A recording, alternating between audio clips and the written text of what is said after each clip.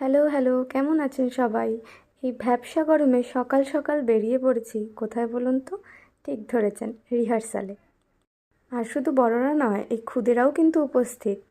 আগামী 14ই জুন আমাদের ভূমিসূতার অনুষ্ঠান আনন্দধারা চুঁচুড়া রবীন্দ্রভবনে হতে চলেছে। তার জন্যই এত তোড়জোড়। তার জন্যই এবারও ভুবনেশ্বর থেকে একা একাই চলে এসেছি।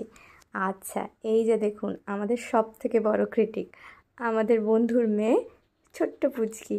ও কিন্তু সব দেখে দিচ্ছে মিমিরা ঠিকঠাক করে নাচ করছে নাকি, ডিরেকশন দিচ্ছে, না এটা করো ওটা করো। ভীষণ মিষ্টি একটা বাচ্চা, কোনো কান্না নেই। সরস্বতী মা ওর উপরে আগে থেকেই আশীর্বাদ করে রেখেছেন।